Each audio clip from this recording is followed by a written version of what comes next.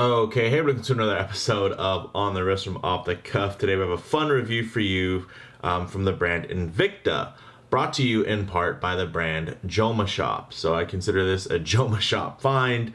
I think everybody knows about Jomashop in terms of them being a pretty large gray market dealer. And in terms of Invicta, I think they're a pretty infamous brand revival that was originally found back in 1837. And now in terms of the type of the watch, I'm sure you can tell this is a dive watch, very iconic in styling. Some key common characteristics and design language. When you're looking for a diver, you're going to want water resistance, typically through some type of screw down crown. You're going to want something that's tough, legible, with a dive time bezel, and a diver's extension is always nice if on bracelet. This is the Invicta Pro Diver 9937 OB. Now, some of you saw this and thought immediately it was like a 8629 with a Seiko movement. No, this is the 9937, which actually has the Swiss-made Sellita movement inside of it. Yes, a Sellita movement inside of this frame with actually some improvements over the Seiko powered version. So this model is basically an automatic diver inspired by the pre-maxi case sub in a more premium package, including, of course, that Swiss Sellita movement, solid links and end links, and then a milled folding section on the clasp. You can actually get this for under $200 from Jomashop right now. $169 from Jomashop. I'll leave a link in the description, guys. Yeah, when I saw this on there at that price, I was like, I need to share this with you guys, because honestly, I feel like this is such a good market. Everybody looks for kind of that thing under 200 bucks. And for the longest time, years and years ago, it was the Seiko SKX. And then it became the Orient Mako, or one of the many variations of it, as well as the Citizen ProMaster Automatic. Now, still at that crazy price in the year 2022.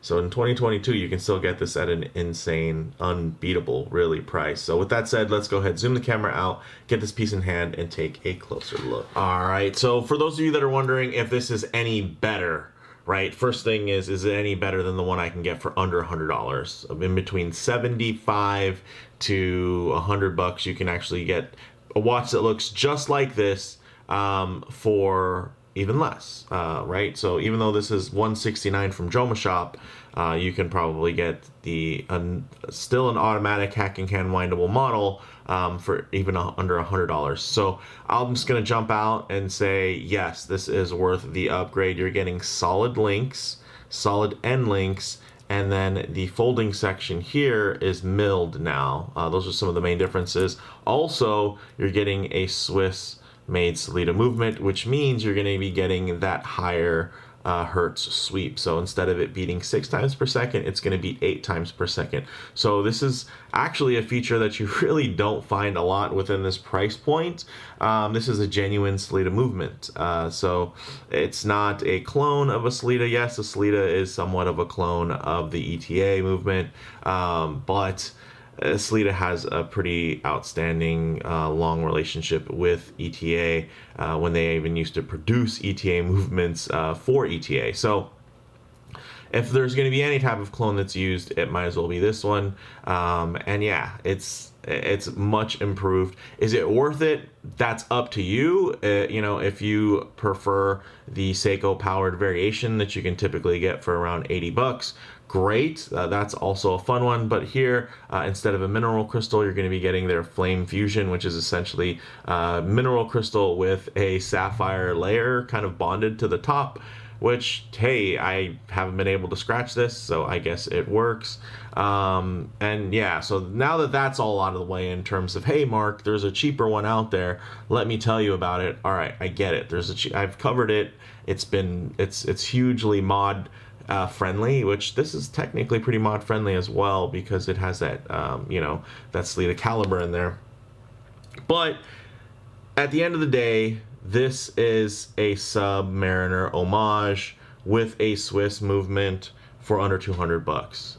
which is pretty wild. And it has a screw down crown. It is actually water resistant. It doesn't just have the words printed on there, and then you know, and then they tell you that you can't shower with it, which, hey, a lot of these more bargain basement priced within this price point Submariner homages do that. There are some that will say 200 meters on the dial, and they will tell you flat out, do not even go swimming with this watch. Not the case here. This is a legitimately usable watch from a tool perspective, right? Just from a, hey, functionality perspective, this is usable. It's made of stainless steel. It feels substantial. Yes, it has Invicta engraved into the side of the case, which not a lot of people are crazy about, but it has, you know, the signed crown on here isn't bad. Of course, it just looks like the Swiss flag, which is fine.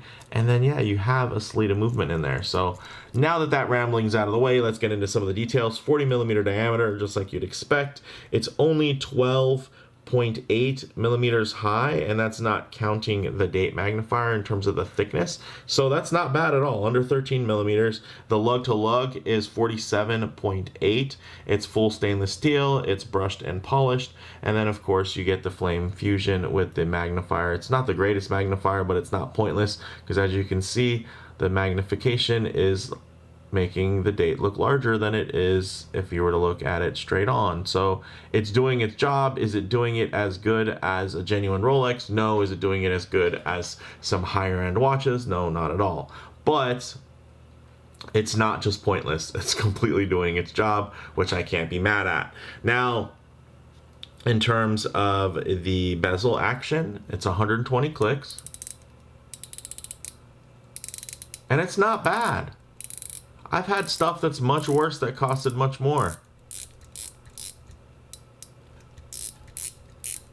In terms of the grip, it's a little tough because it's a relatively thin, and then you know, bezel, and then it has polished scallops, so it can be a bit slippery, but not too shabby. Again, you know, it's also under 200 bucks. Not just barely under. It's not 199. It's 169. It's under 170 bucks. So that's pretty cool. Screw down crown. It's signed. It has this aluminum insert, which of course you would expect at the price point. Are there other models, you know, homages that are out there that will give you a ceramic insert? Sure.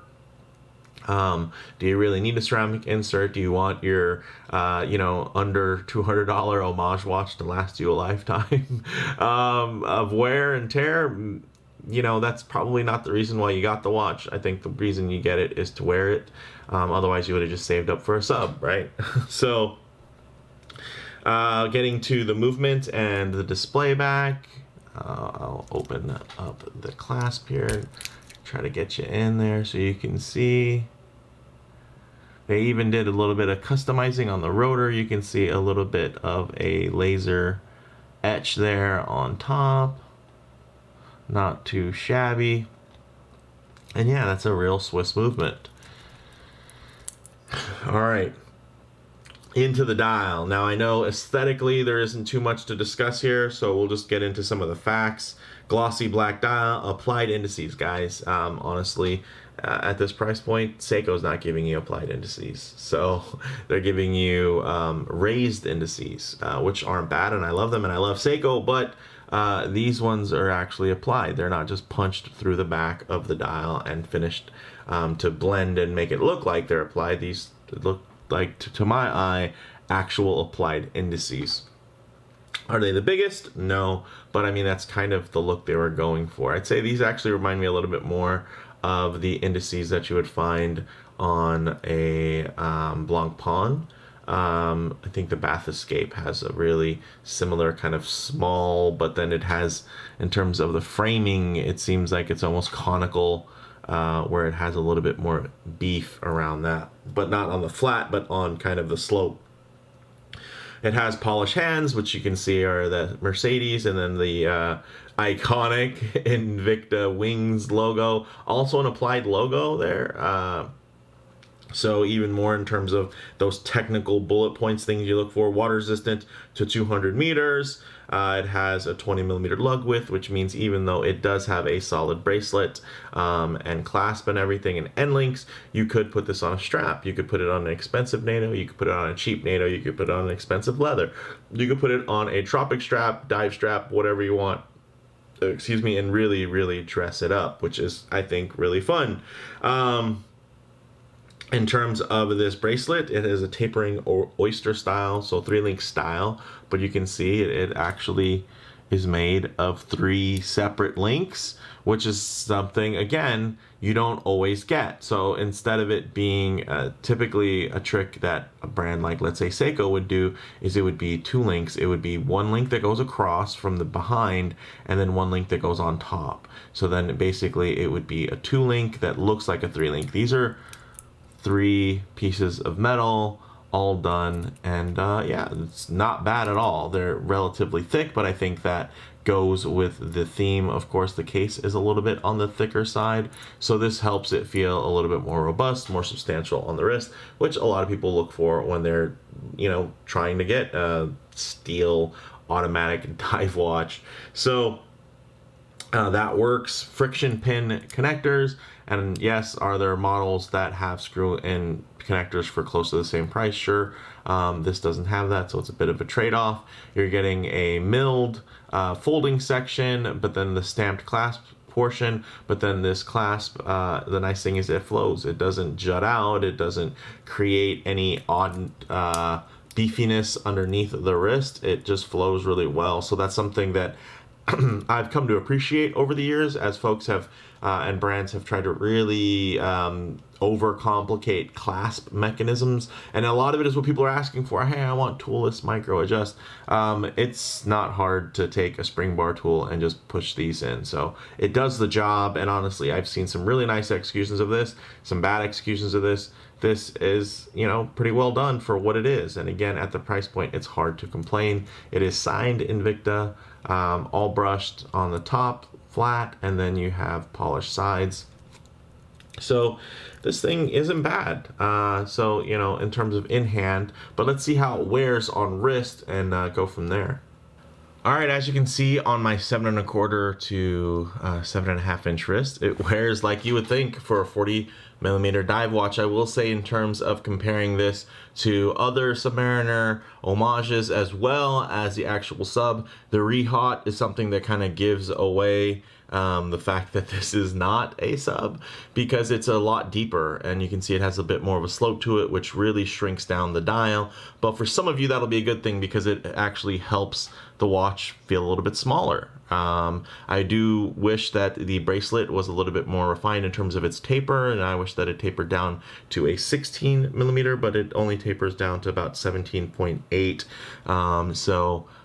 It would be nice to be about 15 or 16 taper on there, but you can see, some of you, that might be a good thing. If you have a larger wrist like me, this actually does help in terms of wrist presence. So it helps it not feel undersized, even with the shrunk down dial, which does have the indices and hands a little bit more centrally located. But you can see that it actually sits pretty nice on the wrist. Check that out. Look at the way that it lays. It has a nice slight curve to it, so it's very natural, and you can't even see the Invicta unless you really look for it. So even with the dial there, it can be quite reflective, but you know what? It still does the job of looking like a steel sports watch, or you know, your general kind of all-purpose diver. So it does the job, and again, you're not paying for any really frills. Everything you're paying for is going to that movement, going into some of the other specs in terms of water resistance, solid you know, construction. Again, nothing luxury, nothing near luxury. I'm not gonna kid you guys. I don't care how much Invicta says this watch is supposed to retail for. At the end of the day, you can buy it for under 200 bucks.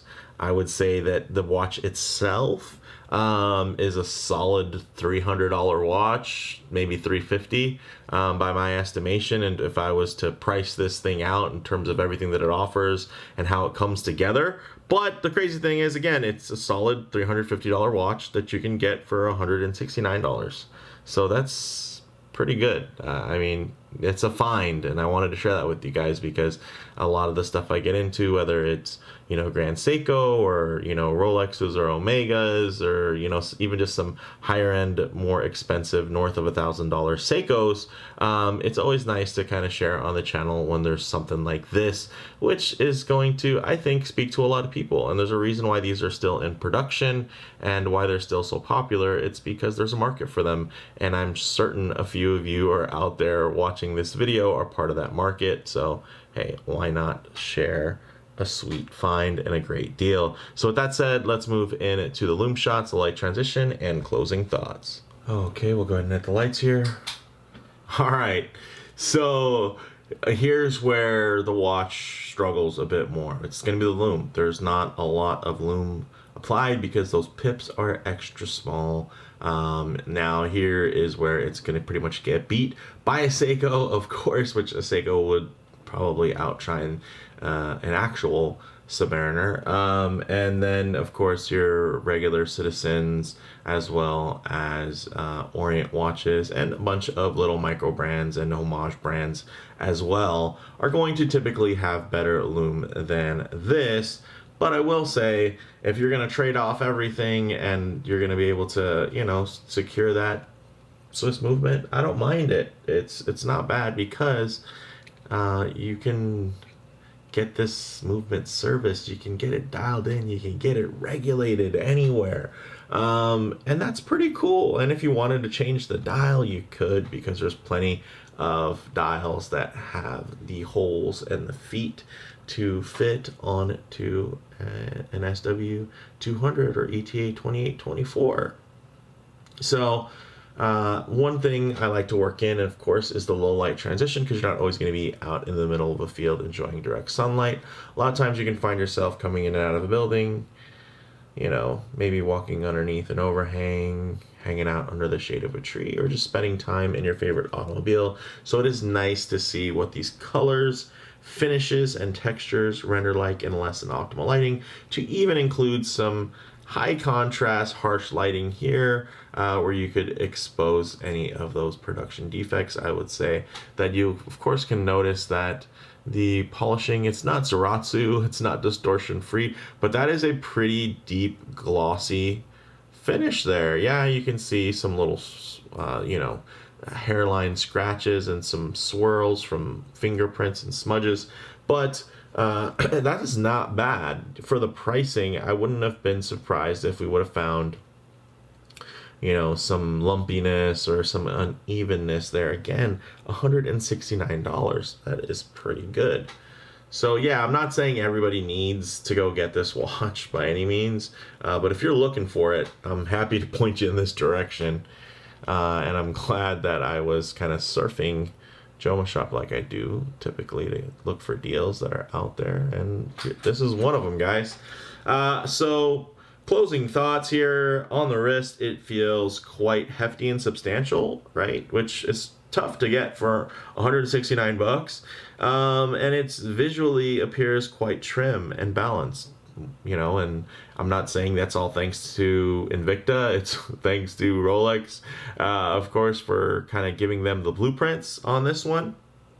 In terms of model variants, there's tons of variations of this particular case, different sizes, different movements, whatnot. But in terms of the Sellita Swiss movement in there, this is kind of, you know, as far as I know, but let me know in the comments if you know some other, maybe some limited runs that they did also with this movement. This is a sweet little watch, guys. Comparable models. The market is currently saturated with Rolex Submariner inspired divers, but not too many of them are under $200 with a legitimate Swiss movement. Not to mention, you know, you could also talk about the fact that they have a legitimate Swiss history. Yes, it was bought by some venture capitalists in the United States, you know, back in the 90s, I believe. But Invicta is a name that's gone back quite a while.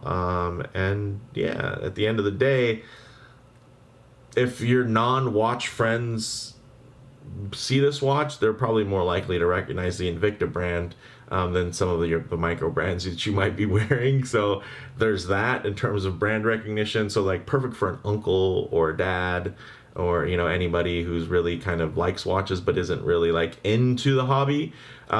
This is gonna give them everything they need and more for not a lot of money. Like, this is groomsmen gift, could be like, this is a lot of watch for not a lot of money. So bottom line for me, the 9937 OB checks a lot of boxes for under 200 bucks. It's almost in a class of its own, considering the Swiss Sellita movement.